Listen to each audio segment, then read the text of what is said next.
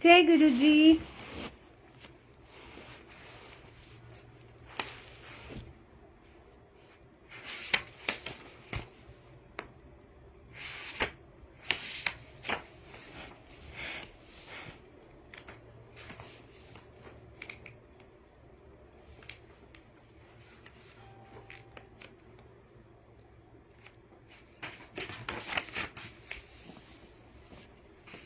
जय गुरु जी। संगत जी जल्दी जल्दी से जुड़ जाइए।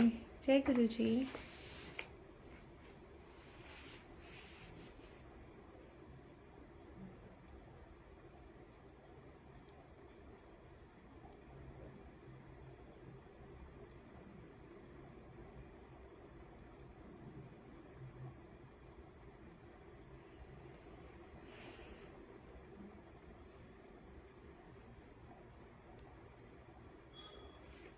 जय गुरु जी। संगत जी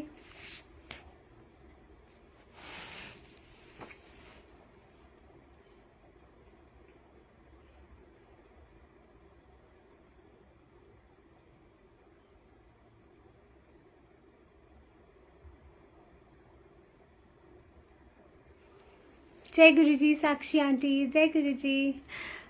संगत जी मेरी आवाज आ रही है तो प्लीज कमेंट सेक्शन में बता दीजिए कि मैं ऑडिबल हूँ कि नहीं।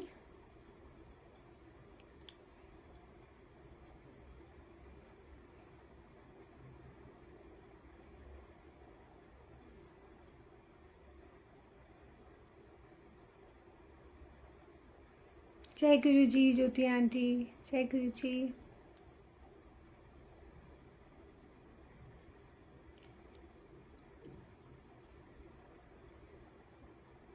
थैंक यू आंटी बताने के लिए कि आवाज़ आ रही है। संगत जी हम surcharged with divine love book पढ़ रहे हैं by revise edition by Sukhmani aunty और आज हम चैप्टर 41 पढ़ेंगे, लास्ट चैप्टर। पर चैप्टर पढ़ने से पहले हम मंत्र जाप करते हैं। आप सभी मेरे साथ मंत्र जाप कीजिएगा और हो सके तो लाइव वीडियो शेयर कर दीजिएगा संगत के साथ। जय गुरु जी। ओम नमः शिवाय। शिव जी सदा सहाय। ओम नमः शिवाय। गुरु जी सदा सहाय। ओम नमः शिवाय। शिव जी सदा सहाय। ओम नमः शिवाय। गुरु जी सदा सहाय। ओम नमः शिवाय। शिव जी सदा सहाय। ओम नमः शिवाय। गुरु जी सदा सहाय। ओम नमः शिवाय। शिव जी सदा सहाय। ओम नमः शिवाय। गुरु जी सदा सहाय। जय गुरु जी। शुक्राना गुरु जी। भूल चूक माफ मेरे मालिक। जय गुरु जी। संगत जी तो चलिए चैप्टर स्टार्ट करते हैं। चैप्टर 41 गुरु जी वचन्स। गुरु वचनों को रखना संभाल कर, एक एक वचन में गहरा राज है। जिसने जानी है महिमा गुरु जी के, उसका डूबा कभी ना जहाज है। तो गुरु जी के वचनों को अगर हम याद करें, संभाल कर रखें, हर एक वचन में जो भी उन्होंने बातें कही हैं उनमें बहुत गहरा राज है। आप उन बातों को कई बार गुरुजी सिर्फ हंसी मजाक में बात कर देते थे, बट हर बात के पीछे एक कोई गहरा मीनिंग होता था और जिसने उस मीनिंग को जान लिया वो इस भवसागर से पार हो जाता है, उसका जहाज नहीं डूबता। In this chapter, I wish to share Guruji's precious vachans and teachings over the years. I hope that by sharing some of his conversations and vachans, you all can benefit as much as I have from them. तो इस chapter में aunty wish कर रही थी कि वो गुरुजी के precious वचन जो विद टाइम गुरुजी ने संगत के साथ अपनी टीचिंग्स जो भी सिखाया है कि वो शेयर करें।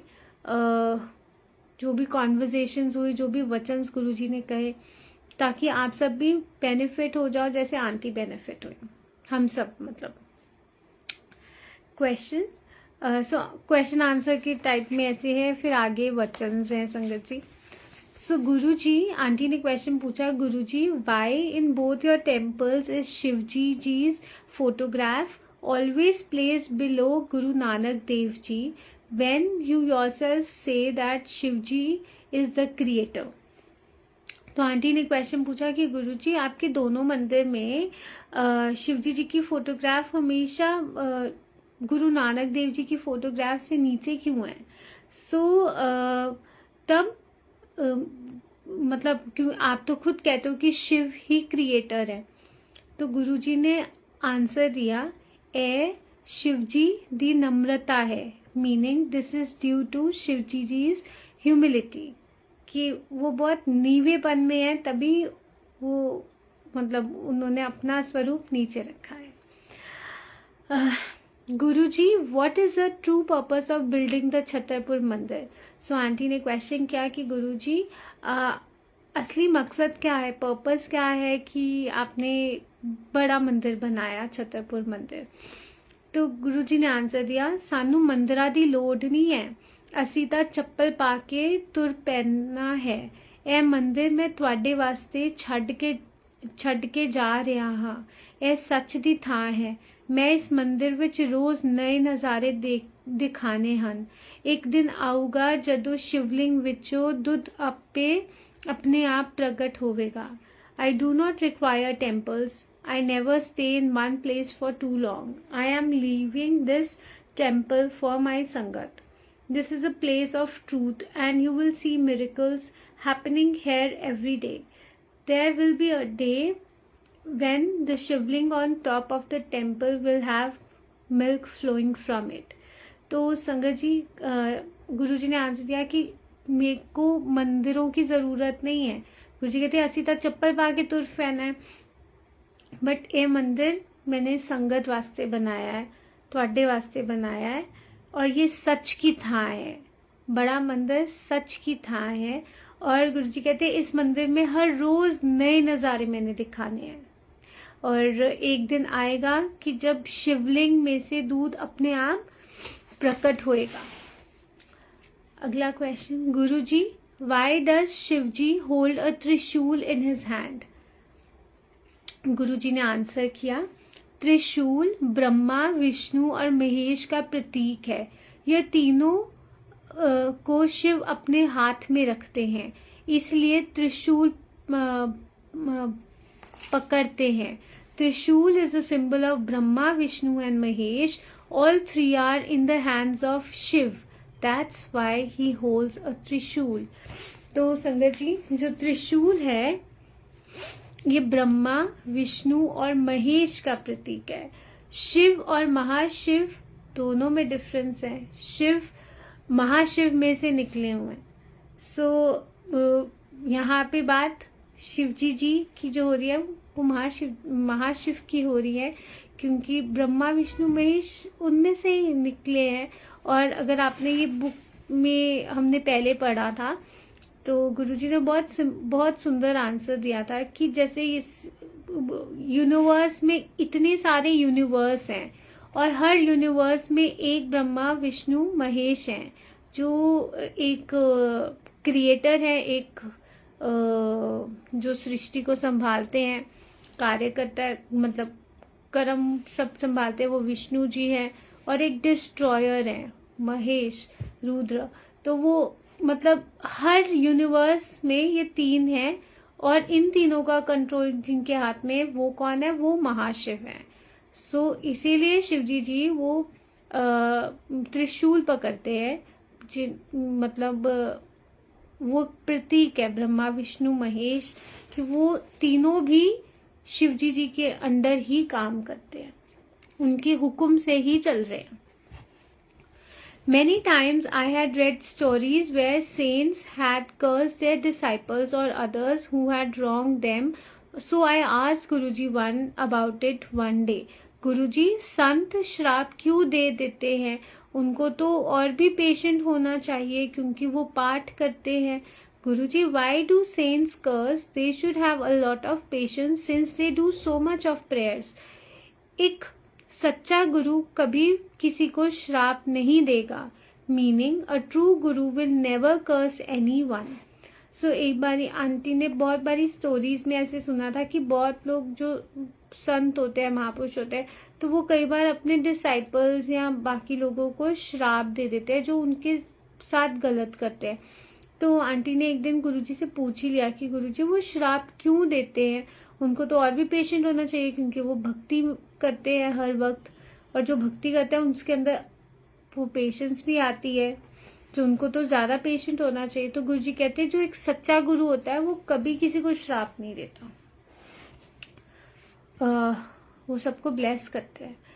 मंदिर विच इन्ना रश हो जाएगा कि एक दिन गेट तक लाइन लग्या करूगी, फिर गुरुजी चंद विच नजर आएंगे। One day there will be such a huge crowd at the temple that there will be a queue right up till the gate of the temple. One day you will see me in the moon. Many people in the Sangat have had darshans of Guruji in the moon. So गुरुजी के words थे कि ये मंदिर में इतना rush हो जाएगा कि जब मतलब गेट तक लाइनें लग जाएंगी और गुरुजी चांद में नजर आएंगे। और अगर आज आप देखो सच में लाइनें इतनी लंबी हो गई हैं बड़े मंदिर तक, आप कोई भी ओकेजन में जाए इतनी लंबी लंबी लाइनें लगती हैं। मंडे को चले जाओ तब रश, गुरुजी मतलब इतनी गुरुजी की संगत गुरुजी ने बढ़ा दी है और गुरुजी कितने संगत को ब्लेस कर रहे हैं। और गुरुजी कहते कि मैं चांद में नजर आऊंगा, और बहुत सारी संगत है जिनको चांद में गुरुजी ने दर्शन भी दिए हैं। ये सारे अब गुरुजी के वचन्स में पढ़े आपको। गुरु को जान और दान कोई नहीं दे सकता। No one can ever give charity or their life to a गुरु।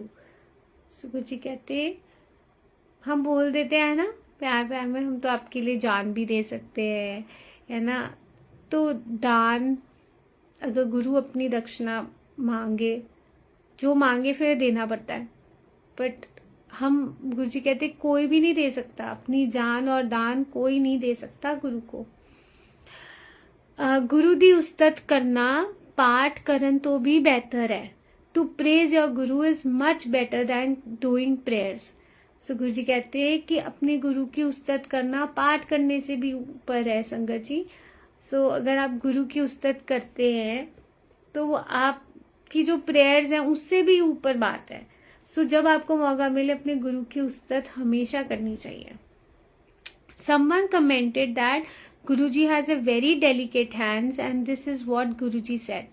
मैं delicate नहीं, हाँ जे मैं ਚਾਹਾਂ ਤੇ ਤੁਹਾਨੂੰ ਸਾਰਿਆਂ ਨੂੰ ਇੱਕ ਹੱਥ ਨਾਲ ਚੱਕ ਕੇ ਬਾਹਰ ਮਾਰ ਸਕਦਾ। ਜਲੰਧਰ ਬੈਠੇ ਮੈਂ ਫੂਕ ਮਾਰ ਕੇ ਬੰਬੇ ਬੰਦਾ ਛੱਡ ਸਕਦਾ ਹਾਂ। I am not delicate. If I want, I can pick all of you with one hand and throw you out. Sitting in Jalandhar, I can burn a person in Bombay. तो गुरुजी, किसी ने गुरुजी को वैसे ही बोला था कि गुरुजी आपके तो हाथ बड़े ही सॉफ्ट हैं, बहुत डेलिकेट है। तो गुरुजी कहते मैं डेलिकेट नहीं हूँ, कि इतनी पावर है, अगर वो चाहे तो एक हाथ से सबको उठा के बाहर फेंक सकते हैं और फूंक मार के बंदा मतलब चला सकते हैं बॉम्बे में, इतनी उनके अंदर पावर है। मैनू हवाई जहाज की कोई लोड़ नहीं, मैं तो आप उड़ के चला जांदा, अद्धे घंटे विच मैं अमेरिका होके वापस आ जांदा। I don't need aeroplanes to travel. I fly to wherever I have to go. Within half an hour, I can go to America and come back as well. तो गुरुजी कहते हैं मेरे को हवाई जहाज की भी लोड नहीं है, मैं तो उड़ के चले जाता हूँ और आधे घंटे में अमेरिका से वापस भी और आ जाता हूँ। और ऐसे इतने सत्संग भी हमने सुने हैं जहाँ पे संगत जी गुरुजी जलंधर मंदिर में भी हुआ करते थे और गुरुजी अमेरिका में भी हुआ करते थे। कुछ संगत अमेरिका में हुआ करती थी तो उनको गुरुजी वहां अपने दर्शन देते थे, और जो जब पता चलता था तो जलंधर में जो संगत थी वो कहती थी गुरुजी तो हमारे साथ बैठे हैं। सो गुरुजी एक टाइम पे 2 जगह भी प्रेजेंट ऐसे होते थे और हर जगह होते थे। 100 साल की तपस्या बाद ही बॉडी चो खुशबू आनी शुरू होंदी है। Only after 100 years of strong meditation does fragrance come from a saint's body. गुरु जी कहते हैं 100 साल की तपस्या के बाद हमारी बॉडी में से खुशबू, एक संत की बॉडी में से खुशबू आती है. तो गुरु जी की तो रोम रोम में इतनी खुशबू थी. गुरु जी की ब्लेसिंग्स, गुरु जी वो ब्लेसिंग्स हम संगत को भी महसूस कराते हैं, आज भी कराते हैं. उस टाइम पे जो संगत थी, जब तो वो उनके चरण छूते थे, हाथ पकड़ते थे, तब उनको वो खुशबू महसूस होती थी. पर संगत जी आज भी गुरु जी अपनी वो खुशबू हमको महसूस कराते हैं. जिस दे घर मैं चले जावा उसनू सारी उम्र पाठ करन दी लोड़ नहीं है. The people whose house I visit do not need to pray for the entire lifetime. गुरु जी कहते हैं जिसके घर में चले जाता हूँ ना, उसको पूरी जिंदगी पाठ करने की जरूरत नहीं है, पूरी उम्र. तो पूरे मतलब घर को ऐसे ब्लेसिंग्स मिल जाती हैं. जदों गुरु कोल आंदे हो तां तुहाडा भला सोचना साडा काम है. तुसी सारे अपने पाप दी पंड मेरे कोल छड्ड के मेरी ब्लेसिंग्स लेकर जांदे हो. When you come to me, it's my job to think of your benefit. You all leave your bundles of bad karmas at my feet and go home with my blessings. तो गुरु जी कहते थे कि मतलब जब तुसी मेरे पास आते हो, जब मेरे को लांदे हो, तुम आपका भला सोचना मेरा काम है, और तुम अपने सारे पाप दी पंड, मतलब ये पंजाबी में ऐसे कहा जाता है. पंड मतलब गठरी, जैसे कपड़ों को बांधते हो ना, मतलब जैसे देने हो, क्या बोलते हैं, धोबी को देते हम, तो हम एक गठरी बांधते हैं, तो पंजाबी में उसको पंड बोलते हैं. तो गुरु जी कहते हैं जो आपके पाप की पंड है वो मेरे पास छोड़ कर जाएगा. बंडल आप बोल सकते हो. पंड का मतलब बंडल्स इंग्लिश में कहते हैं. सो आप अपने सारे बैड कर्मास की जो बंडल है वो आप गुरु जी के चरणों में छोड़ जाते हो और मेरी ब्लेसिंग्स लेकर जाते हो घर. कदे भी गुरु कोल अपनी सरकारी गड्डी विच मिलन ना आया करो. अपनी प्राइवेट गड्डी विच अपने पैसे खर्च के आया करो, ताही फल मिलता है. नेवर यूज योर ऑफिस और staff car to come meet me. Always use your private car and spend your own money. Only then will you get my full blessings. तो गुरु जी कहते थे कि जैसे मतलब जो गवर्नमेंट ऑफिशियल्स होते हैं या कुछ, तो गुरु जी कहते थे अपनी सरकारी गड्डी में मत आया करो मेरे को. अगर आना है प्राइवेट गड्डी में आओ और अपने पैसे खर्च के आया करो, ताही फल मिलता है. सो ताही फुल ब्लेसिंग्स मिलती है. मैं हर शिवरात्रि नू अपना अंग अंग अलग कर दिंदा हाँ. On every Shivratri I separate each and every part of my body. ये गुरु जी के संगत जी की गुरु जी हर शिवरात्रि को अपना अंग अंग अलग कर देते हैं. अब वो क्यों करते हैं वो तो नहीं मुझे पता, तो मैं नहीं बता सकती, पर गुरु जी ने कहा है तो वो बिल्कुल सत्य वचन है. तीरथ पदारथ ता गुरु दे चरना विच रुलदे हन. Once you come to a guru, there is no need for pilgrimages and search for wealth, since all these can be found at Guruji's feet. तो गुरु जी कहते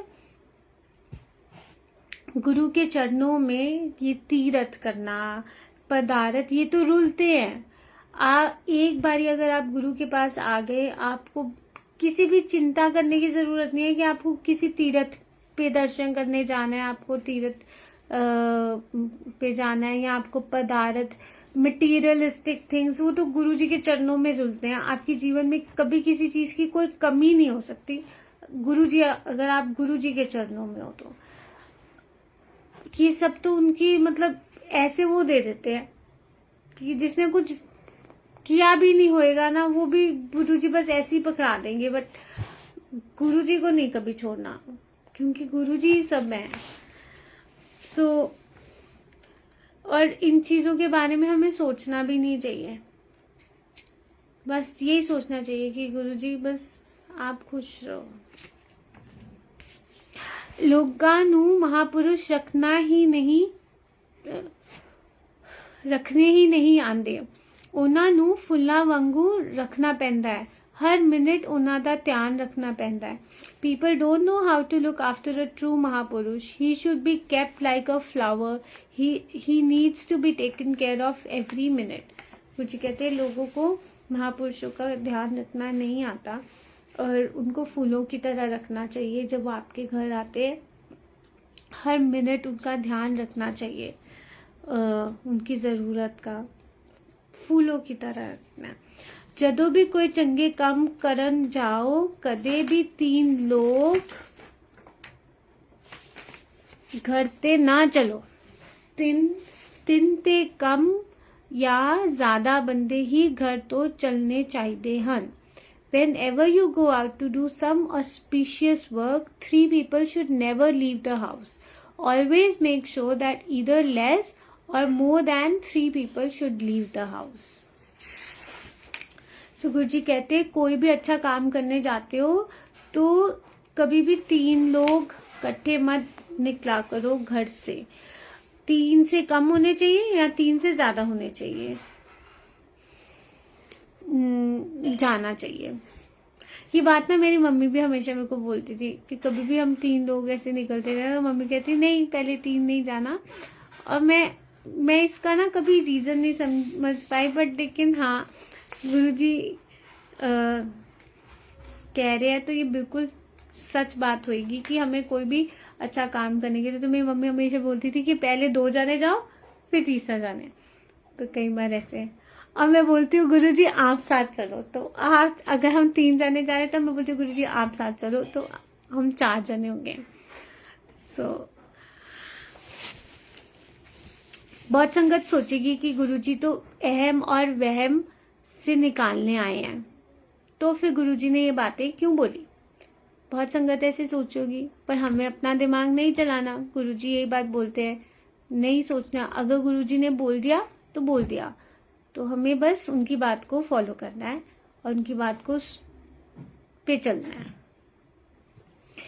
मतलब मुझे यही लगता है, क्योंकि गुरुजी ने ये बोला था कि मेरे वचनों पे तर्क वितर्क भी नहीं करना, डिस्कशन भी नहीं करना कि क्यों गुरु, मतलब क्या रीजन क्या नहीं है, क्योंकि गुरु के वचन में कुछ गहरे राज हैं, वो गुरुजी को पता है और टाइम आने पे वो हमको समझा देंगे, अगर हमको जिस तरह से भी उन्होंने समझाने हो। पर कभी भी उनके वचनों पे तर्क वितर्क नहीं करते, बस अच्छे बच्चे बन के मानना है उनकी बातों को और चलना है।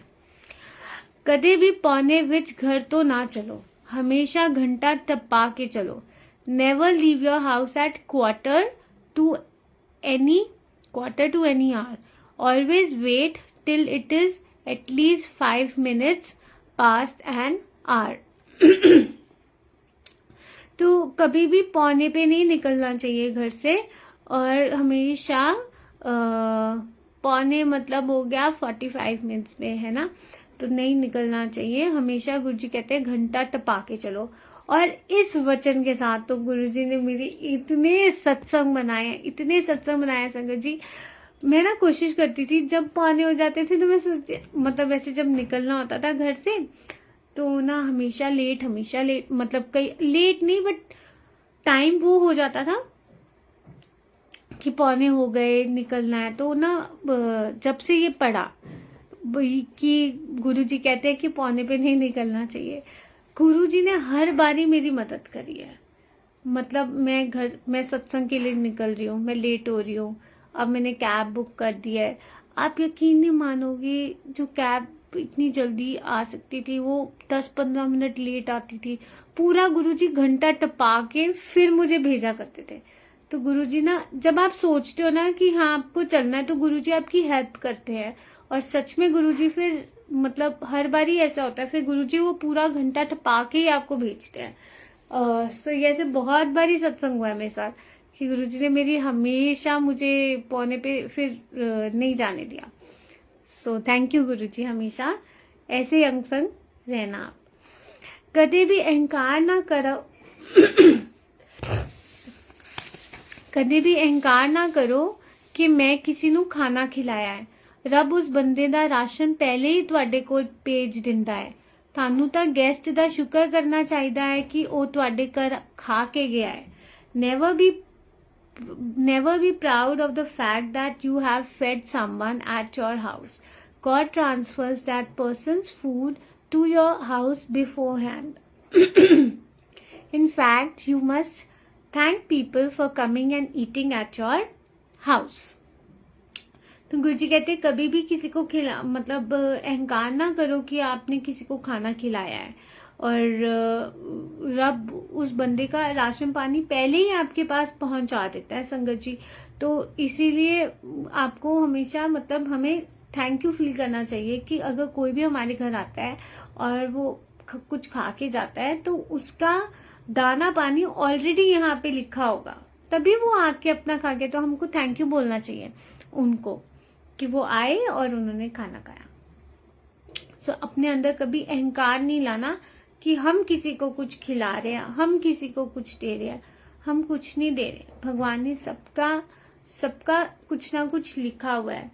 जैसे हम बोलते हैं ना, हम सबका दाना पानी लिखा होता है। कहीं पे भी हम कहीं पे भी जाते हैं, हमारे वो लिखे होते हैं, हमारे खाना का दाना, खाने वाले दाने दाने पे लिखा है खाने वाले का नाम। कई बार हमारे सामने चीज होती है, सर्व हमको करते हैं, हम पहले मन ही मन सोचते हैं नहीं नहीं नहीं अभी नहीं खाना, अभी नहीं खाना, बाद में खा लेंगे, बाद में खा लेंगे। उस टाइम पे हम ना बोलते हैं और वही चीज फिर किसी और को प्रेजेंट होती है कि और फिर वो कोई और खा लेता है, तो वो दाना उनके थे खाने, हमें पूछा भी गया बट हमने नहीं खाया क्योंकि हमारे वो नसीब में नहीं था। सो इसलिए दाने दाने पे लिखा है खाने वाले का नाम, और भगवान ने सबका लिखा हुआ है, इसलिए कभी हमें अहंकार नहीं करना। अगला वचन, मेरे कोल आके मंग्या ना करो, मैनू सब पता है कि किसनू कद की देना है, मंग के नास्तिक ना बनो। की पता मैं कोई वड्डी चीज देनी होवे तां तुसी छोटी मंग के बैठ जाओ। When you come to me, don't ask for anything. I know what to give to whom and at what time. By asking, you become non-believers. You don't know, maybe I wish to give you something big or you ask for something much smaller. तो कुछ कहते हैं जब मेरे को आते हो तब मंग्या ना करो, मैनू सब पता है कि किसनू की देना है। सो मंग के आप नास्तिक बन जाते हो, सो मांगना नहीं है। और गुरु जी कहते हो सकता है मैंने बड़ी चीज देनी हो और आप छोटी चीज मांग रहे हो, तो इसलिए मांगो मत, बस उनको मानो। रोज एक चैप्टर शिव पुराण दा पढ़िया करो, ए मैं कलयुग दा उपाय तानू दिता है। शिव पुराण 3 वारी पढ़न नाल तानू समझ नहीं आएगी, जदों चौथी वारी पढ़ोगे ता जाके तानू उसका मजा आएगा। Read 1 chapter of Shiv Puran daily. This is a way to sail through the Kalyug period.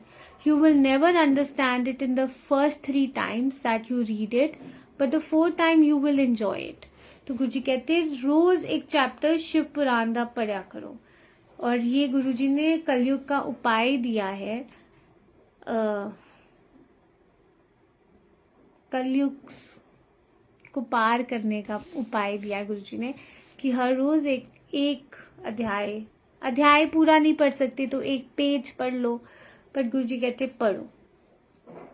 और गुरु जी कहते हैं शिव पुराण 3 बारी पढ़ोगे तो नहीं समझ में आएगी, चौथी बारी जब पढ़ोगे तो आपको उसका मजा आएगा पढ़ने में।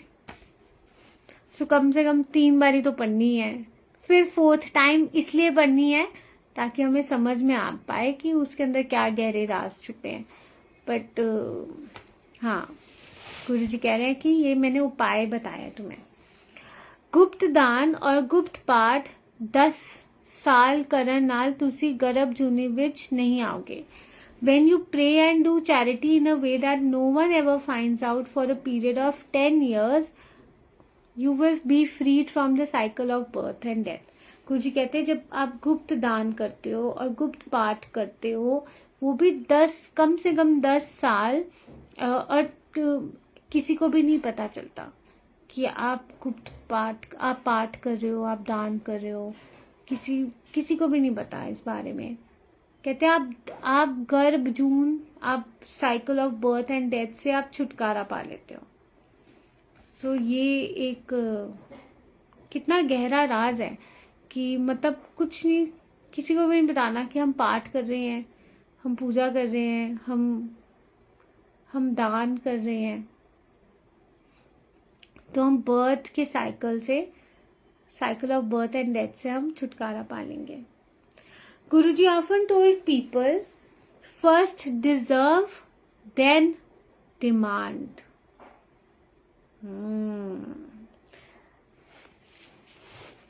गुरुजी अक्सर लोगों को कहा करते थे ये बात, फर्स्ट डिजर्व देन डिमांड। पहले तुम लायक बनो, फिर कुछ मांगो। सोचने वाली बात है संगत जी, कि सच बात है कि पहले तुम उस लायक बनो, फिर तुम मांग रखो अपनी। पहले तुम ये बताओ कि तुम डिजर्व करते हो, और डिजर्व करने के लिए तुम्हें अपने आप को भी तो बेटर करना पड़ेगा। जब आप उस लायक बन जाओगे तो आपको डिमांड करने की भी ज़रूरत नहीं पड़ेगी, वो चीज़ ऑटोमेटिकली आपके पास आ जाएगी। तो इस बात पे हमें सोचना चाहिए। धरती नू कोई नमस्कार नहीं करता, जेड़ा इन्ना कुछ देंदी है ਤਾਂ ਤੁਹਾਡੇ भार सहंदी है। हुन इन्ना पाप वध गया है कि धरती भी चीका मार रही है। No one bows down to Mother Earth in respect and thankfulness. It gives you all so much and is tolerating your weight for so long. Now even the earth is crying. गुरुजी कहते हैं धरती माँ को कोई नमस्कार नहीं करता, जो आपको कितना कुछ दे रही है, खाना दे रही है, एवरीथिंग, और जो आपका भार सह रही है। और अब धरती पर इतना पाप बढ़ चुका है, इतना बढ़ चुका है कि धरती माँ भी चीखे मार रही है कि मुझे बचा लो। सूरज भी हुन बुढ़ा हो रहा है। The sun is now growing old. तो सूरज देवता भी अब ओल्ड हो रहे हैं। वैराग चंगा हुंदा है, जदों तक वैराग नहीं हुंदा पाठ शुरू नहीं हुंदा। Vairag is sadness on being apart from your guru और missing God guru so much that you cannot live without seeing him. Until you experience Vairag you cannot start your spiritual journey. तो गुरु जी कहते हैं वैराग बहुत चंगा होता है। जब तक आपके अंदर वैराग नहीं आएगा ना, आपका पाठ शुरू नहीं होएगा।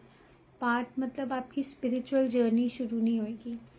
तो वैराग क्या है? वैराग एक सैडनेस है, एक स्टेट ऑफ माइंड है जहाँ पे आपका मन उदास है। किस लिए? क्योंकि आप अपने रब से दूर हो, आप अपने गुरु से दूर हो। जब आपके अंदर ये महसूस आप करते हो तो वो वैराग की स्थिति है, और आप रह नहीं सकते अपने रब को देखे बिना। जब तक आप वैराग्य एक्सपीरियंस नहीं करते, आपकी स्पिरिचुअल जर्नी स्टार्ट नहीं होती। किसी सोंदे हुए नू जगाना नहीं चाहिदा। Never wake up a person who is sleeping. तो गुरु जी कहते हैं कोई अगर सो रहा है, उसको किसी सोते हुए को जगाना नहीं चाहिए।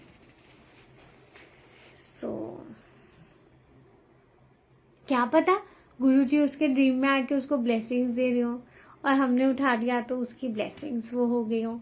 तो मैं इसका कुछ लॉजिक नहीं बोल सकती, बट हाँ गुरुजी कहते हैं कि किसी को सोते हुए को नहीं जगाना चाहिए, तो नहीं जगाना चाहिए, है ना संगत जी। सैर सब रोगा का इलाज है, meaning walking is the cure to most of the elements. तो गुरुजी सैर करना बहुत अच्छा होता है। गुरुजी कहते हैं कि सैर सब रोगों का इलाज है। बहुत सारी बीमारियों का इलाज क्या है? सैर करना, सैर वॉक करना। सो आप अपसेट हो, वॉक करने चल जाओ। आपको गुस्सा आ रहा है, आप वॉक करने चल जाओ। आप देखो, ये थेरेपी है, वॉकिंग एक थेरेपी है संगत जी। सच में आपका मन अशांत हो रहा है, आप डिप्रेस्ड फील कर रहे हो, आप वॉक करने चले जाओ। आपकी एनर्जी एकदम से चेंज हो जाती है। आप चलते हो आपकी माइंड डाइवर्ट हो जाता है। सो वॉकिंग बहुत अच्छा होता है और हमें वॉक करना चाहिए। घर विच एक वेले जोत जरूर जलानी चाहिए है। गुरु जी कहते हैं कि घर विच एक टाइम, घरों में एक टाइम जोत जगानी चाहिए। जोत is a small container filled with clarified butter with a wick burning. This must be lit at least once in a day. So घर में एक बारी जोत जगाओ।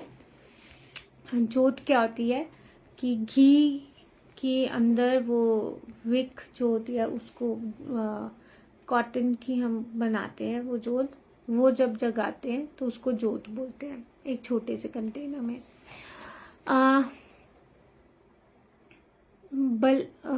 ਬਾਲੜ ਦੀ ਜੂਨੀ ਦੇ ਬਾਅਦ ਮਨੁੱਖ ਜਨਮ ਮਿਲਦਾ ਹੈ। ਬਾਲੜ ਹਮੇਸ਼ਾ ਬੁੱਧਵਾਰ ਨੂੰ ਬਿਮਾਰ ਹੁੰਦਾ ਹੈ ਤੇ ਬੁੱਧਵਾਰ ਨੂੰ ਹੀ ਮਰਦਾ ਹੈ। Only after being born as a bull can human being be attained.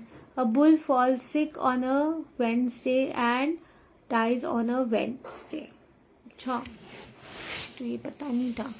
गुरु जी कहते हैं जो एक बुल होता है उस जन्म बालड़ की जूनी, मुझे नहीं पता था बुल को बालड़ बोलते हैं, सॉरी संगत जी, मतलब मुझे नहीं हिंदी में पता था कि बुल को बालड़ बोलते हैं। सो गुरुजी कहते हैं कि एक बुल होता है ना, उसकी जूनी के बाद जब वो जूनी हमारी हो जाती है तो उसके बाद एक इंसान का जन्म मिलता है।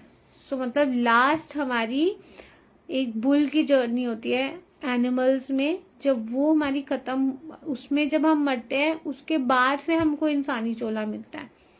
और गुरुजी कहते हैं कि जो बुल होता है वो हमेशा वेडनेसडे को बीमार होता है और वेडनेसडे को ही मरता है। एक्सीडेंट्स, वॉर्स, सुसाइड या होर कोई अननेचुरल डेथ बैड सोल प्रेत जोनी विच चली जाती है। महापुरुष की कृपा नाल ही ਉਹ कदी जा सकती है, वरना सालों साल भटकती ही रहती है। After dying in accidents, in wars, by suicide or by any other unnatural way, a soul remains as a spirit and stays in a state of unrest for countless number of years. Only by the grace of a true guru can it be freed from its sufferings. तो गुरु जी कहते हैं जब accidents होते हैं, Wars होते हैं या suicide या और कोई अननेचुरल डेथ होती है तो वो जो सोल होती है ना, वो बैड सोल प्रेत जोनी में चली जाती है। प्रेत भटकती हुई आत्मा बोल सकते हैं, जो सालों साल भटकते रहते हैं। सो जब ये सारी चीजें से मौत होती है तो इंसान की जूनी भटकती रहती है और सब तब सिर्फ एक महापुरुष की कृपा से ही वो फ्री हो सकती है, उस जोनी से बाहर निकल सकती है, नहीं तो वो सालों साल उसी में ही रहती है। माला कदे फेरनी नहीं चाहिए, खास करके इंडेक्स फिंगर नाल ते कदी भी नहीं फेरनी चाहिए। माला फेरन नाल अहंकार वधदा है, द इंडेक्स फिंगर ईगो दी फिंगर है। Never pray with prayer beads as it leads to increase of ego. The index finger is the finger of ego. Never use it. So जो माला है आपको गुरुजी कहते हैं माला नहीं फेरनी चाहिए नाम जपने के लिए, खास करके इंडेक्स फिंगर जो हमारी होती है उससे नहीं कभी फेरनी चाहिए, क्योंकि जब हम माला फेरते हैं तो हमारे अंदर कहीं ना कहीं अहंकार भी आ जाता है कि हम भगवान का नाम ऐसे जप रहे हैं। सो गुरुजी कहते हैं चलो अगर जपनी भी है तो इंडेक्स फिंगर से मत जपो, क्योंकि इंडेक्स फिंगर ईगो की फिंगर होती है। So never use it. सबदी लाइफ विच अपॉर्चुनिटी 3 बार नॉक कर दी है। एक second.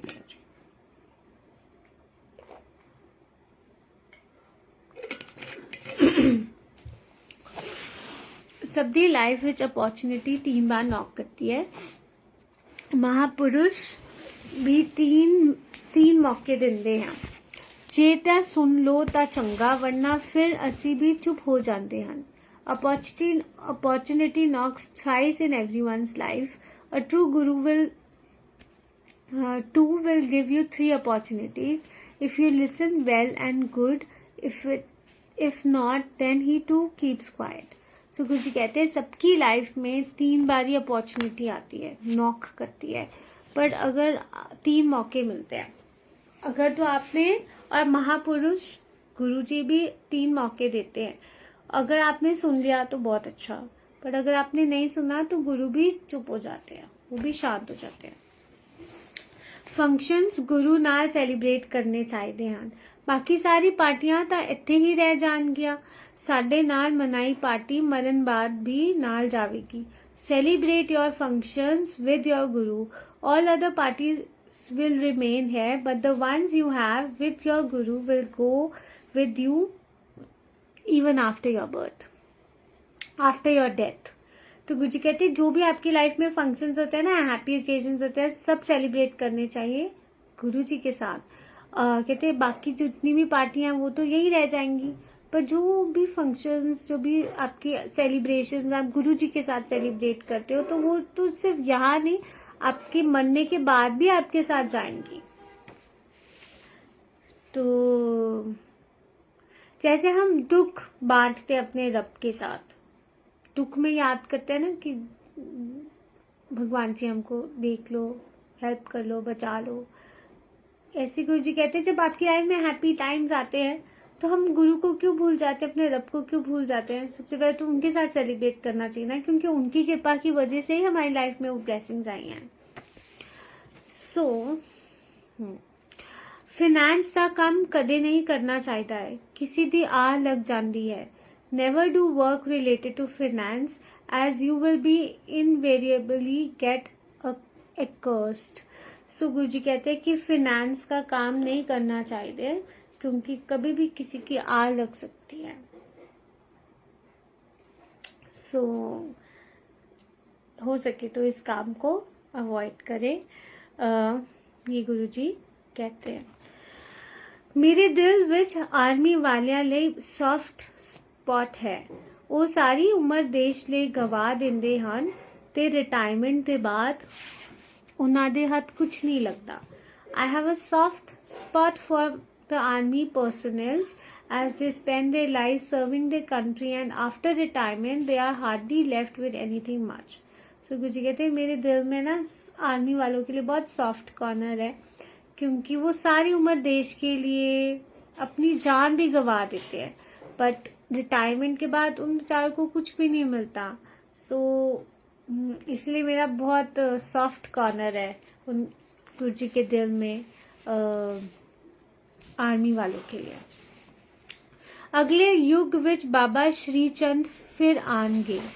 In the next Yug, after Kalyug, Baba Shri Chand Ji will appear again. Baba Shri Chand Ji is the son of Guru Nanak Dev Ji. It is believed that he never aged beyond 14 years and never died. He is known to be the incarnation of Lord Shiva. तो संगत जी, गुरु जी ने ये बात बोली कि अगले युग में बाबा श्री चंद जी फिर आएंगे। कलयुग जब खत्म हो जाएगा तो जो युग कलयुग के बाद आएगा फिर से, उसमें बाबा श्री चंद जी आएंगे। और बाबा श्री चंद जी कौन है? वो गुरु नानक देव जी के बेटे हैं, और ये माना जाता है कि 14 साल के बाद वो कभी एज ही नहीं हुए और वो कभी मरे ही नहीं। और ये भी कहा जाता है कि वो भगवान शिवजी जी के अवतार हैं। नीम दे पत्ते ते नमकीन दलिया खाण नाल बीमारी नहीं लगती। हल्दी भी खानी चाहिए है, चंगी हुंदी है। Eat neem leaves and salty porridge for good health and ailments will remain away. Turmeric must be consumed as well as it is very good for your health. तो गुरुजी ने आपकी हेल्थ के लिए हमें बहुत अच्छे, हमारी हेल्थ के लिए हमको ये 2 चीज़ों खाने को बोला कि नीम के पत्ते हमें खाने चाहिए। नीम वैसी मतलब एक ऐसा हर्ब है जो हमारे अंदर की बहुत सारी बीमारियों को ख़त्म कर देता है, स्किन प्रॉब्लम्स, बहुत सारी चीज़ें, खून साफ करता है। सो जो नमकीन दलिया है, गुरुजी कहते हैं ये भी खाने से बीमारी नहीं लगती। ये दोनों चीज़ें, नीम के पत्ते और नमकीन दलिया, ये दोनों खाने से बीमारी नहीं लगती है। और गुरुजी कहते हैं हल्दी भी खानी चाहिए क्योंकि वो आपकी हेल्थ के लिए बहुत अच्छी होती है। उसके अंदर इतने सारे हल्दी के इतने सारे बेनिफिट्स है आपकी हेल्थ के लिए। जैसे जब कोई बीमार होता है तो उसको बोलते हैं ना कि हल्दी वाला दूध पियो, आपको ताकत मिलेगी, स्ट्रेंथ मिलेगी। सो हीलिंग्स होती हैं हल्दी में, तो हल्दी ज़रूर खानी चाहिए, अपनी डाइट में इंक्लूड करनी चाहिए।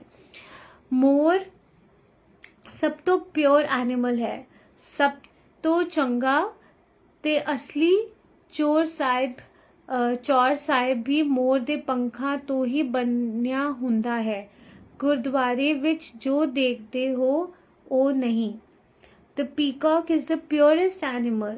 The best and original Chaur Sahib is that of peacock feathers and not what you see in the Gurdwaras. Peacock feathers are known to disperse negativity. गुरुजी कहते हैं कि मोर सबसे प्योर एनिमल है और असली मतलब सब तो चंगा, इसीलिए अगर आप मोर गुरुजी, जब हम जाते हैं बड़े मंदिर तब हमको मोर दिखते हैं। गुरुजी कहते हैं मोर बहुत प्योर एनिमल है और गुरुजी को इसलिए बहुत ज़्यादा पसंद है। और गुरुजी कहते हैं जो आप सबसे चंगा जो असली चौर साहिब होता है वो मोर के पंखों से बना होता है। जो गुरुजी जो गुरुद्वारे में आप देखते हो वो असली नहीं होता, वो नहीं होता है, पर जो असली में होता है वो मोर के पंखों से बना होता है चौर साहिब। और ये माना जाता है कि पीकॉक फेदर्स जो मोर के पंख होते हैं वो हमारी लाइफ से नेगेटिविटी हटाते हैं। सो इसलिए घर पे हम रखते हैं मोर पंख भी। मैनू मिलन तो बाद सीधा अपने घर जाओ, बिच्चों किते रुकना नहीं। पॉजिटिव वाइब्रेशंस घर लेकर जाया करो। After meeting me go straight home, do not stop at any other place, take positive vibrations home with you. Guruji कहते हैं कि मुझसे मिलने के बाद सीधा घर जाना चाहिए, कहीं पे भी बीच में नहीं रुकना चाहिए। आप पॉजिटिव वाइब्रेशंस घर लेकर जाया करो अपने, क्योंकि आप कहीं पे भी रुकोगे तो वो वाइब्रेशंस वहीं पे छोड़ जाओगे। तो इसीलिए कहते हैं कि सत्संग से सीधा घर जाना चाहिए, बड़े मंदिर से सीधा घर जाना चाहिए। जो तुसी खांदे हो उसका इफेक्ट तुहाडी सोल ते पैंदा है। सिंपल खाना खाया करो। ह्यूमन बॉडी मीट खान वास्ते नहीं बनी है, मीट पार्ट विच विघ्न है। अपनी बॉडी नू शमशान घाट ना बनाओ। Whatever you eat affects your soul. Always eat simple food. Human body is not made to eat meat. Don't make your stomach into a graveyard. Eating meat is a hindrance in your spiritual path. तो संगत जी, ये गुरु जी के words हैं कि गुरु जी कहते हैं कि जो भी आप खाते हो ना उसका हमारी सोल पे पूरा असर पड़ता है, अफेक्ट होता है। सो गुरु जी कहते हैं इसलिए सिंपल खाना खाया करो हमेशा। और गुरु जी कहते हैं आपकी बॉडी, ह्यूमन बॉडी मीट खाने के लिए नहीं बनी है। और गुरु जी कहते हैं मीट आपके पाथ में, आपके स्पिरिचुअल पाथ में विघ्न डालता है। सो अपनी बॉडी को आप शमशान घाट मत बनाओ। मुर्दा घाट बना रहे हैं ना, अपनी बॉडी के अंदर क्या डाल रहे हैं, मरे हुए जानवरों की लाशें, तो नहीं खाना चाहिए।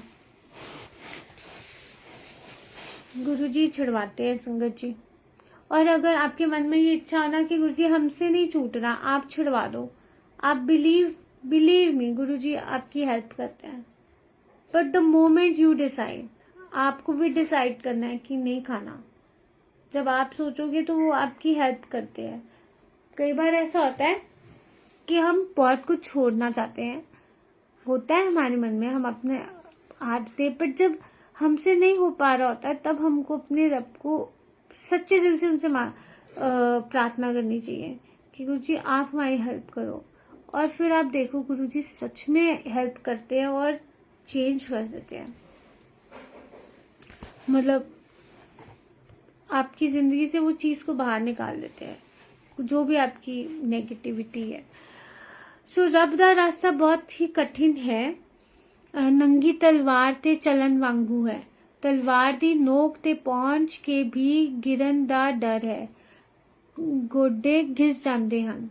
The path to God is very difficult. It is like walking on a bare spot. Even if you reach the tip, there is still a chance you may fall. It's a path so difficult that your knees will wear off. कुछ कहते हैं कि रब का रास्ता इतना ज़्यादा कठिन है कि आप नंगी तलवार पे जैसे चलते हो ना, वैसे चलने के बराबर है। और गुरु जी कहते हैं अगर तलवार की नोक पे भी, कॉर्नर पे भी आप पहुंच जाओगे तो भी गिरने का खतरा है, आप गिर सकते हो। गुरु जी ने कहा था ना कि मैं पहले तुम्हें 8 पौड़ियां बहुत अच्छे से चढ़ा देता हूँ, फिर जब 9वीं पौड़ी आती है तो मैं पिछली 8 भी खींच लेता हूँ वापस। जब उस टाइम पे तुम्हें अहंकार नहीं आया, तुम नीवे रहे, तुम्हारा विश्वास गुरु में, फिर तो ठीक है। पर अगर नहीं, अगर अहंकार आ जाता है तो वापस 0 से स्टार्ट, मतलब फर्स्ट पौड़ी पे आ जाते हो। तो इसीलिए रब के रास्ते पर चलना बहुत मुश्किल काम है, और उनकी कृपा, उनकी मेहर से हम चल सकते हैं। जे मेरे को असली चीज लेनी है तो अपने घर चलाकर ते अपना सर काट कर अपनी हथेली ते रख के मेरे को लाओ। If you want the real thing from me, set your home on fire, cut your head and bring it to me on your palm. By setting fire, he means to set fire to your desires. To cut your head means to finish your ego and give yourself to your Guru. This is the amount of faith a Guru needs from his disciple to finally grant him liberation. तो संगत जी, गुरु जी कहते हैं जब असली कोई चीज मुझसे मांगनी है तो अपना घर जलाकर, अपना सर काट कर, मेरी अपनी हथेली पर रखकर मेरे पास आना चाहिए। मैं आओ, मतलब घर जलाकर मतलब इसका ये है कि अपनी जो डिजायर्स हैं उनको फिनिश करके, अपनी उनको जलाकर, आपके अंदर फिर कोई डिजायर्स नहीं होने चाहिए। और फिर अपना सर काट कर आने का मतलब है अपनी ईगो को साइड रख कर, फिर तब आप अपने आप को गुरु के पास समर्पित करते हो। इतना फेथ चाहिए एक शिष्य को अपने गुरु पर। और फिर गुरु जी कहते हैं तब मैं उसकी सारी नीड्स का ख्याल रखता हूँ और उसको मोक्ष तक पहुंचाता हूँ। On being asked by someone as to why his sangat consists mostly of the rich and high-profile people and not the poor, गरीब दे मैं पैसे नहीं खर्चांदा, उन्ना दे घर जाके ही कल्याण करके आंदा हाँ। कदे सफेदी नीचो उत्ते जांदी देखी है, हमेशा उत्तो थल्ले आंदी है। उसी तरह जे मैं उत्ते दा एक भी बंदे नू सुधार देवा ता उस दे थल्ले 10 बंदियां दा सुधार हो जावेगा। I don't let the poor spend money and come to me. I go to them and bless them in their homes. Have you ever seen whitewash done from the bottom of the wall going upwards? No, it's always done from top to bottom. Similarly, I work on the top officials. If I can correct one top officer, people working under him will automatically get corrected. तो किसी ने गुरुजी से पूछा कि गुरुजी आपकी संगत तो hi fi लोग हैं भाई, मतलब रिच और हाई प्रोफाइल लोग आपकी संगत हैं, गरीब लोग तो आपकी संगत इतनी नहीं दिखते, क्योंकि तब भी संगत हाई प्रोफाइल लोग आते थे गुरुजी के पास। तब गुरुजी ने बोला कि गरीबों के मैं पैसे नहीं खर्चवाता, उनके घर जाके मैं उनको खुद ब्लेस करने जाता हूँ। गुरुजी ने कहा कि कभी देखा है सफेदी जब करते हैं तो हमेशा जब पेंट करते हैं तो ऊपर से नीचे करते हैं, ना कि नीचे से ऊपर। तो ऐसे ही अगर जो हाई प्रोफाइल वाले बंदे हैं, हाई फाई वाले बंदे हैं, रिच क्लास वाले बंदे हैं, टॉप में जो काम करते हैं, कहते हैं अगर मैं उनको सुधार दूं, उनमें से एक बंदा भी सुधर जाए तो बाकी के जो 10 बंदे उसके अंडर काम कर रहे हैं वो अपने आप ही सुधर जाएंगे। तो इसीलिए मैं उनके ऊपर काम करता हूँ, क्योंकि जब वो सुधरे होंगे वो बाकी सबको भी बहुत अच्छे से काम करवाने।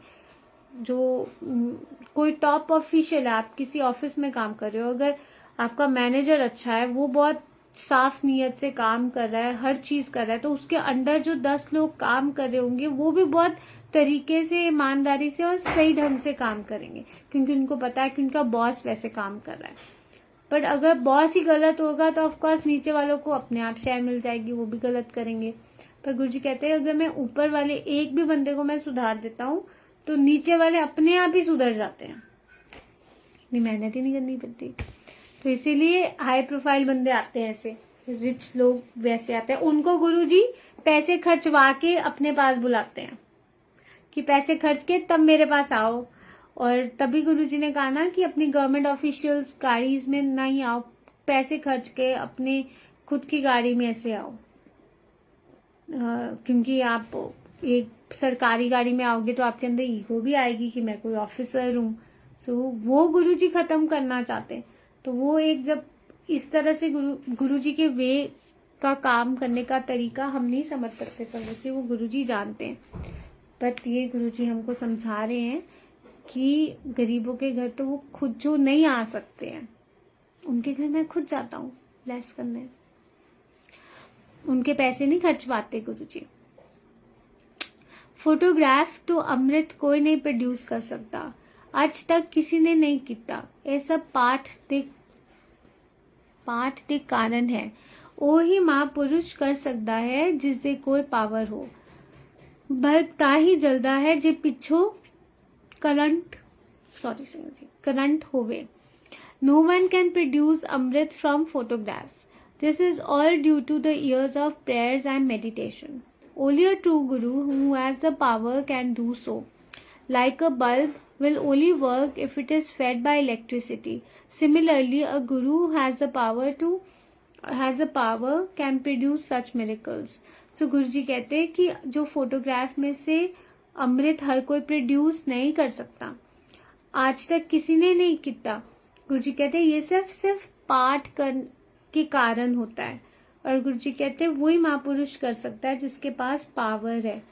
और एग्जाम्पल के तौर पे गुरुजी ने समझाया कि एक बल्ब या ट्यूबलाइट तभी चल सकती है जब पीछे से करंट हो, और अगर करंट ही नहीं होएगा तो बल्ब कैसे चलेगा। आप स्विच ऑन ऑफ करते रहोगे बट बल्ब नहीं चलेगा, क्योंकि पीछे से इलेक्ट्रिसिटी ही नहीं है।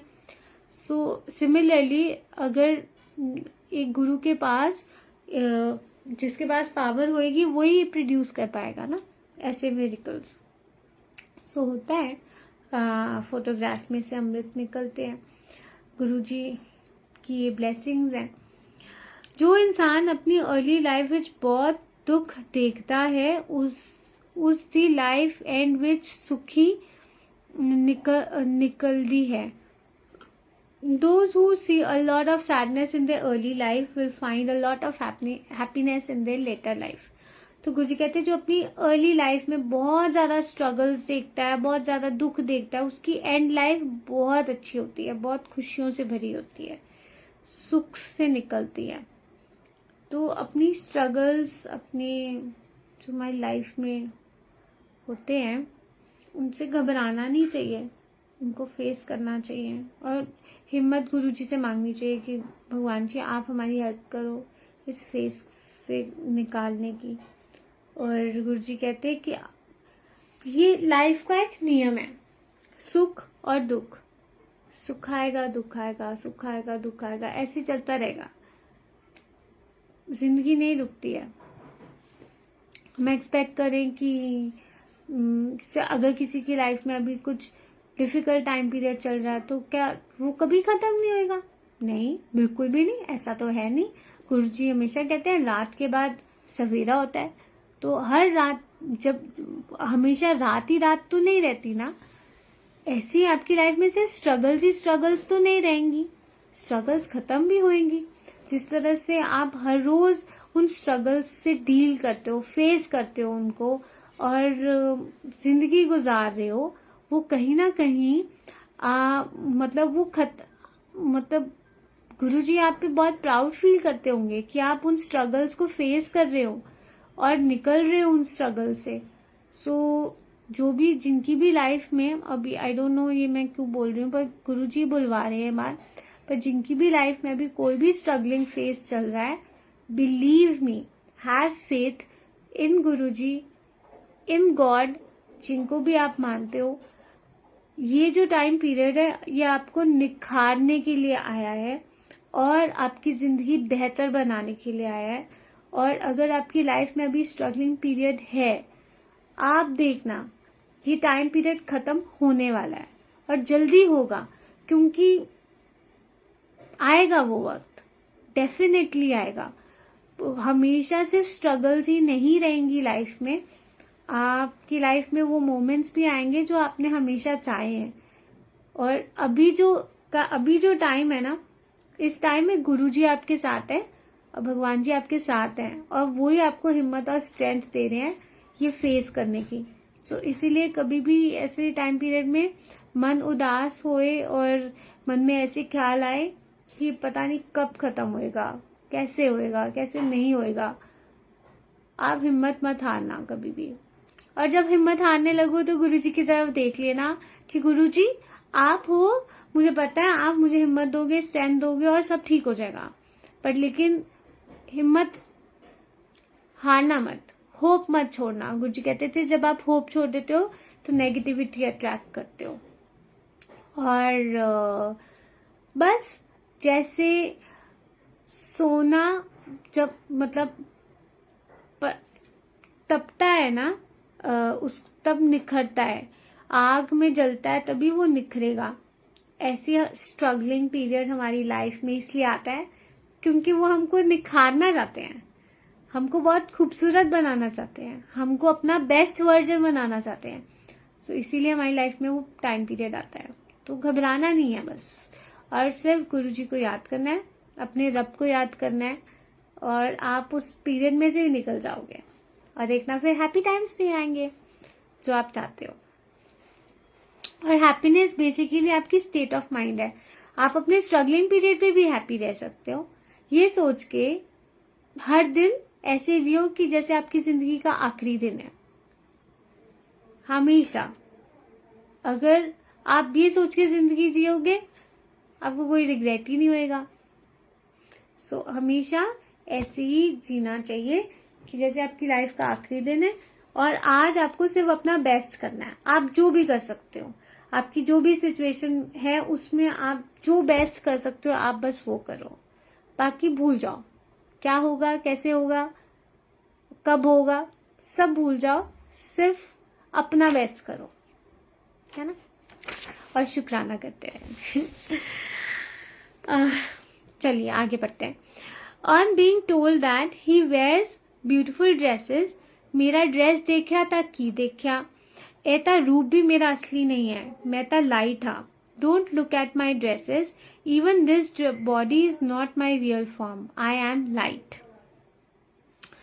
सो संगत जी, गुरुजी कहते हैं, अगर किसी ने गुरुजी से पूछा कि गुरुजी आप तो बड़ी सुंदर सुंदर ड्रेसेस पहनते हो, गुरुजी कहते हैं अगर मेरी ड्रेस देखा है तो क्या देखा। गुरुजी कहते हैं ये जो रूप मेरा है वो भी मेरा असली नहीं है, मैं तो लाइट हूँ। और गुरुजी ने कहा था कि हम वो एक्सपीरियंस कर सकते हैं, बट हमारे अंदर अनकंडीशनल लव होना चाहिए। हम अंकल ने कहा था ना सुखमनी आंटी की, जब सुखमनी आंटी ने अपनी नाना जी से पूछा था कि क्या जो आपने देखा था हम भी एक्सपीरियंस कर सकते हैं? तो उनके नाना जी ने कहा था कि आप भी एक्सपीरियंस कर सकते हो, बट फिर आपको वैसे बनना है, आपको बहुत पाठ करना पड़ेगा। आपके अंदर अनकंडीशनल लव होना चाहिए, फेथ होना चाहिए। और भी एक बात बोली थी, मुझे याद नहीं आ रही। जब आपके अंदर ये होएगा तो आप भी उनको देख पाओगे उस रूप में। औरत रब ਨੂੰ दिल तो याद करती है, आदमी अपने दिमाग तो याद करता है। महापुरुष कोल औरत ही अपने हस्बैंड ਨੂੰ ਲਿਆਂਦੀ ਹੈ, पर औरत कदे महापुरुष नहीं बन सकती। A woman remembers God from her heart, whereas a man remembers God from his mind. Although it is the woman who brings her husband to a Mahapurush, but a woman can never be a Mahapurush. So गुरु जी कहते हैं कि औरत दिल से रब को याद करती है, और जो आदमी होता है वो दिमाग से याद करता है। महापुरुष के पास औरत ही अपने हस्बैंड को लेकर आती है, पर गुरु जी कहते हैं जो औरत होती है वो कभी महापुरुष नहीं बन सकती।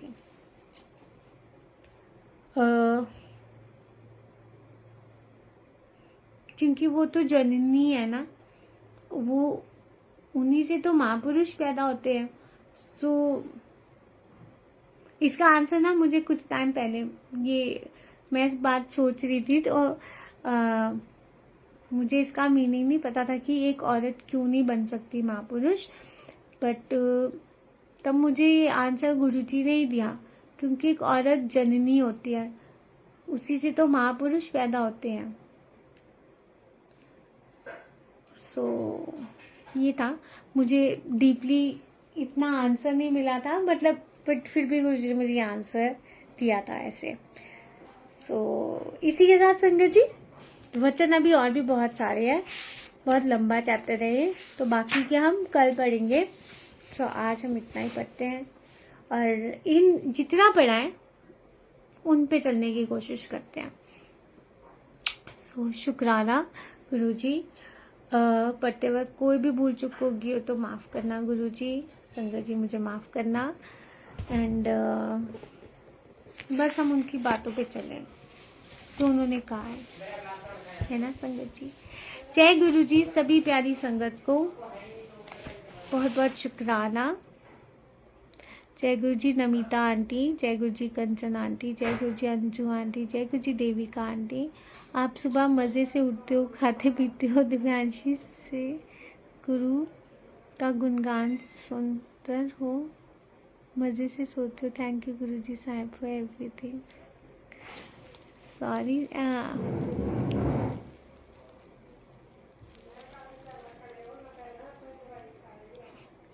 नमिता आंटी मैं समझी नहीं, बट थैंक यू आपके प्यारे से कमेंट के लिए।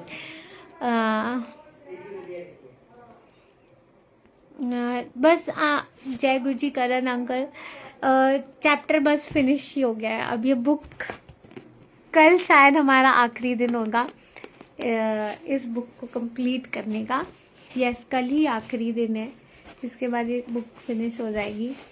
फिर हम मिलेंगे किसी और बुक के साथ जब गुरुजी आज्ञा देंगे, and hopefully soon, let's see, जैसे गुरुजी कहेंगे। जय गुरुजी पूनम आंटी। पता ही नहीं चला ना ये बुक कब खत्म होगी, मुझे तो खुद नहीं महसूस हुआ कितनी जल्दी बुक भी फिनिश कर दी, बट ये गुरुजी की ब्लेसिंग्स हैं। सो या शुक्राना गुरुजी। इसी के साथ भजन गा देती हूँ, फिर आगे लेते हैं। स्टार्ट री अगेन। ओके, फिर से पढ़ेंगे इस बुक को, और कोशिश करेंगे इसको अपनाने की अपने अंदर, क्योंकि जितनी बारी भी पढ़े हर बारी एक नया मैसेज मिलता है, हर बारी एक नई आपको आंसर मिलता है। सो यस, फिर से रीस्टार्ट करेंगे। शुक्राना गुरुजी। सो बुक पढ़ते हैं, सॉरी भजन गाते हैं, फिर आज्ञा लेते हैं। जय गुरु जी।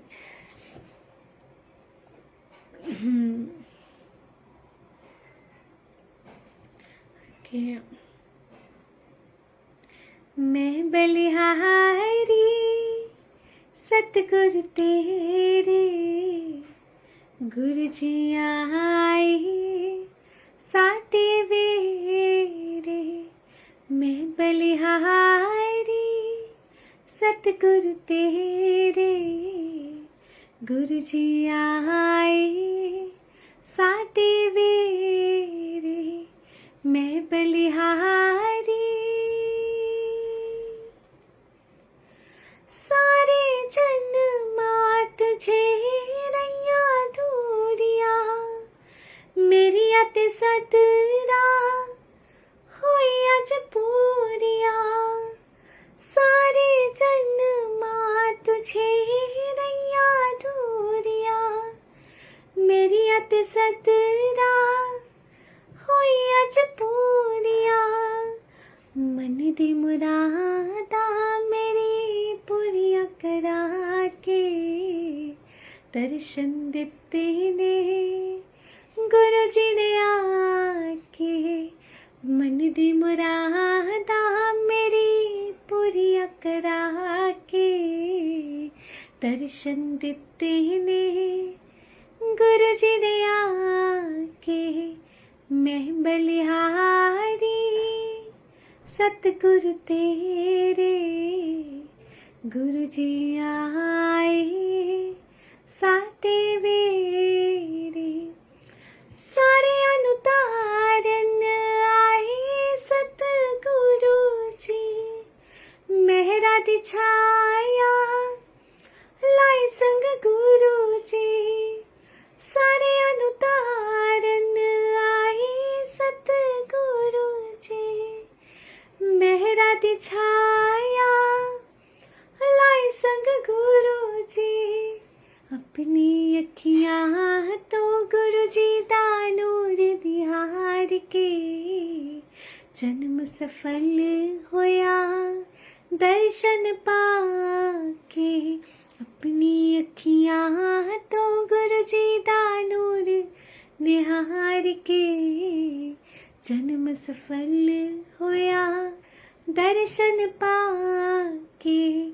मैं बलिहारी सतगुरु तेरे, गुरु जी आए साटे वेरे।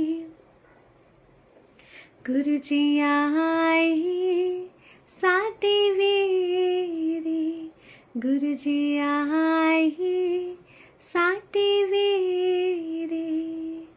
जय गुरु जी, शुक्राना गुरु जी, भूल चूक माफ गुरु जी। जय गुरु जी सभी प्यारी संगत को। मिलते हैं, अब आज्ञा लेते हैं गुरु जी से, मिलते हैं कल सुबह। बाकी के चैप्टर कंटिन्यू करेंगे, और तब तक के लिए आप ख्याल रखिएगा, खुश रहिएगा, हंसते रहिएगा, मुस्कुराते रहिएगा, पॉजिटिव रहिएगा, और गुरु जी के साथ डायरेक्ट कनेक्शन बनाइएगा। जय गुरु जी, शुक्राना गुरु जी।